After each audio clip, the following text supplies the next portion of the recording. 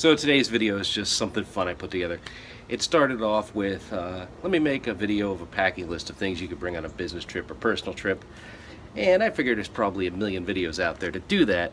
And I just wanted to do something a little different and have some fun. So it's, well, yes, you can use this video to figure out what I pack on a trip, and maybe that can help you. It's also just a little bit of fun to put together. Hopefully you find it a bit entertaining. So just want to start off, and always, by the way, I got somebody close to me that says they love this shirt, so I always got to remember to bring this shirt with me on a trip as well. Kind of looks like an Easter egg, doesn't it? Anyway, let's get started with this video. If you enjoy it, like I mentioned at the end, go ahead and click that like button. Really enjoy when you do that. And feel free to subscribe. We've got a lot more content coming, mostly on the technical side. Occasionally I'm going to try to make it interesting and come out with videos such as this. They're just kind of silly and a little bit of fun. So let's get started, guys. Are you going on a business trip or a vacation? There's a lot of things you need to remember to pack, and it's always stressful to wait till the last minute and just start throwing things in a suitcase. So I'm going to make a video here to hopefully help you come up with a basic working list of things you should bring with you on your next solo business trip or pleasure trip. Let's get started. Let's start off first with getting the things I need out of my refrigerator.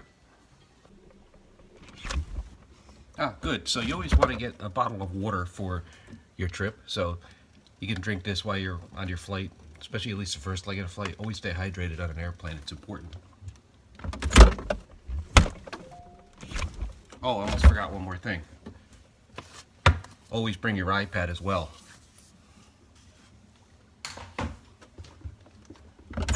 Also, I keep some things in my cabinet in my office here. So let's get that out now. And you should bring wipes to clean off your devices, your screens, so they stay nice and clean so you can see them, and eyeglass cleaner.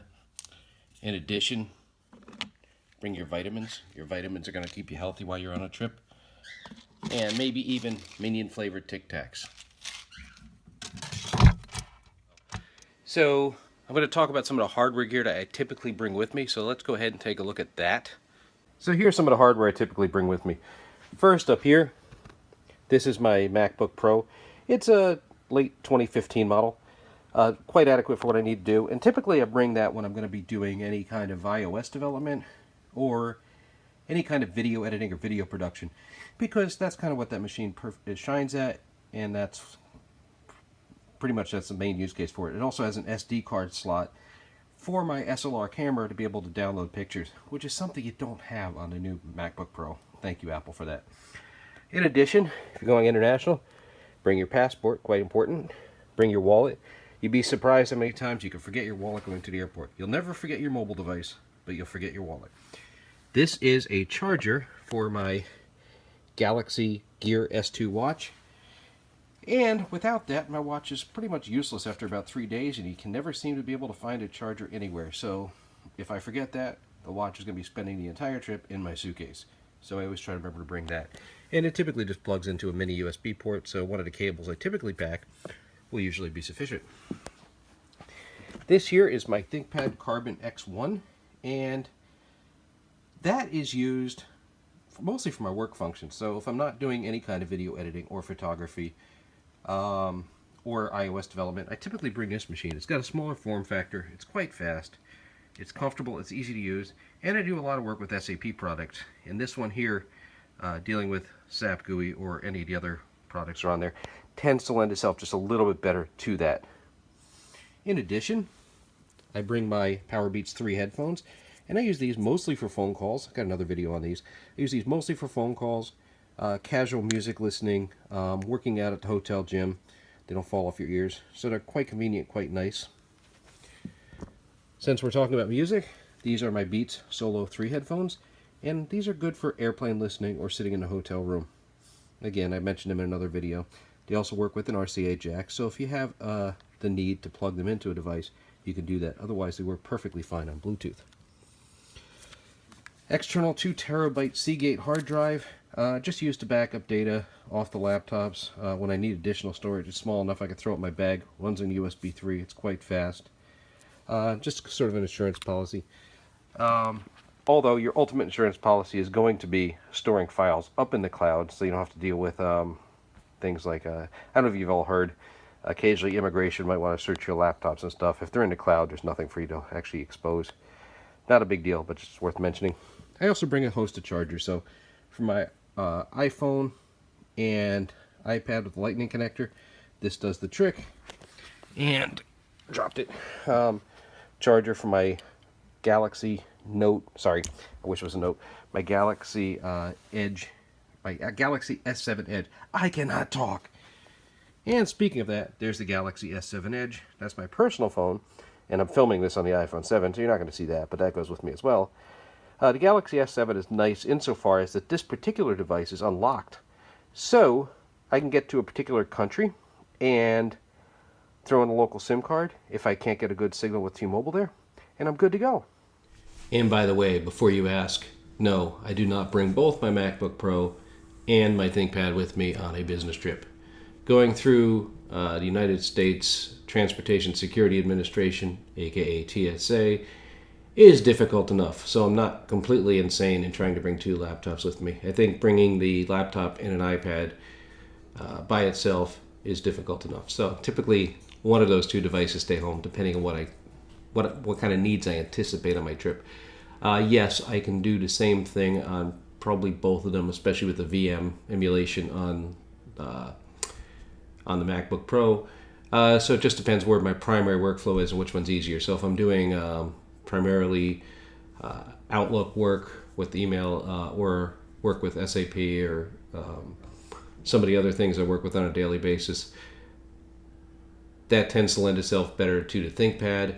Also, I would tend to gravitate toward the ThinkPad anyway, primarily because it's easier to fit on the airplane and it's lighter to carry around with me. But if I know I'm going to be doing iOS development or any kind of video production, it's always the MacBook Pro going first. And often, because the ThinkPad doesn't have an SD card slot, if I'm doing a lot of photography, I'll also tend to gravitate toward the MacBook Pro. So there's that. I also always bring my iPad. Even if I'm on a personal trip and I don't bring my laptops, I'll bring the iPad. Why? It's a great tool to get stuff done, get writing done, internet surfing. It's lightweight. I can actually use it on an airplane seat. Have you tried to open a laptop on an airplane seat lately? I think you got to be like a garden gnome to be able to fit in the seat and open up your laptop. So the iPad's great for that. It's also great for watching movies. Now I got the iPad Pro, so it's like a 13-inch screen. It's really good for watching movies. Suitcase of choice is this Tumi rollerboard bag, and typically for a trip 1 to 2 weeks, I can fit everything I need inside this bag for the most part, along with carrying maybe a backpack for the laptop. But I actually got this for free from Delta Airlines after flying 1 million miles on them. So that was my gift. It's not a cheap bag. What I paid, the amount of money they want for it, I got to admit, it's a really, really nice bag with lots of compartments, but the thing's like $400, so I don't know. Maybe. I'll say definitely, absolutely, maybe. In addition, there's my iPad Pro that I bring with me, along with the keyboard connector, which I use a lot. I also have an Apple Pencil that I bring. Kind of handy for drawing and taking handwritten notes. If I didn't bring it on a particular trip, it wouldn't be essential. It wouldn't be the end of the world. In addition, make sure you pack plenty of clothes. So I typically got a list of things I bring. Slacks, dress shirts, workout shorts. What else? Shoes. I like to bring a pair of dress shoes and a pair of casual shoes that I can work out in. In addition, I always like to bring extra socks and plenty of pairs of underwear. In addition, while most business class hotels do provide you with shampoo and soap and things of that nature, they don't always. So always keep yourself prepared and perhaps bring a couple soaps with you. If you don't need them, you leave them in your suitcase for next time. In addition, bring some toothpaste. Always remember your toothpaste should be under 4 ounces to get through U.S. airport security. And some countries don't always provide you with toilet paper. Some Southeast Asian countries, you got a little hose thing you have to use. So it's not hard to learn. Some people prefer it. I do at times. But if you're picky and you prefer to have some actual toilet paper, you might want to pack your own. Maybe a smaller roll than this that you can put into a backpack you're going to bring with you. And when you think you remembered everything, take a break, relax, and try to think of what you might have forgotten. Clear your head. You don't want to get to the airport and even have that epiphany moment. Oh wow, I forgot something. A good example of things you might forget. Complex itineraries. This particular one, I'm flying into one city through 2 connections, spending a day in one city, then flying on to a completely different area. Things like that, I can't always guarantee my cell phone's going to have a signal. So I typically print out my itinerary on paper, I keep it in my backpack or my suitcase, and then I have it all handy, including hotel reservations, destinations, and boarding passes, if possible. In addition, in case you're prone to losing things like pieces of paper, you should always scan that in and keep it on a file on your smartphone that you can access even when you're offline. If you travel a lot, you may actually have a stash of currency for the country you're going to. Always remember to bring that with you because it's hard to use at home. And when you finally get everything settled in, and you should generally do this about a day or 2 before you leave in case you got to go to the store and pick up anything that you forgot. Once you're done, sit down, relax, count your foreign cash, think about places you want to see on the trip that you haven't gotten to see before, or if you've never been there before, think about places you want to go on the weekend, if you're working during the week, if you're on holiday, maybe plan out some must-see activities. And I typically find that even on holidays or vacations, I try not to overplan it. I have a couple things I must see. Beyond that, I just want to relax, have a good time. That's the whole point of getting away, right? So, and if you're on a business trip, business trips are stressful. But if you're going away on an international trip where you got a free weekend, try to make the most of that. And when I say that, that means if there's things you want to see, like let's say you're in Sydney, Australia, you want to see the Opera House, make it a point to get down there and see that. If you're in Honolulu and you want to see the zoo, make sure you go over there and see that. Or if you're in Yosemite and you want to see El Capitan. I mean, you can go around and around and around. So if you're in the Philippines, you want to see a particular beach, make sure you get down there and do that.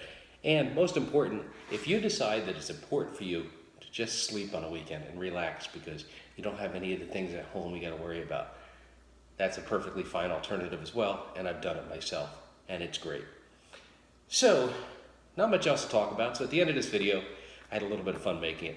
I'm going to go ahead and put a list of things that I typically pack. It's not an exclusive list, but maybe you can use it as a starting point and match it into whatever needs you have for your trips. So, without anything else to do, I'm going to enjoy my club soda, sitting at my basement bar. Take care. Bye. This is Mike.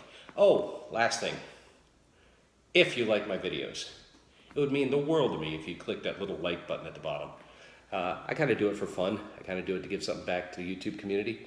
And the feedback I get from you clicking the like button is awesome. And if you subscribe, I'm humbled and honored. So thank you and welcome to my channel. Take care.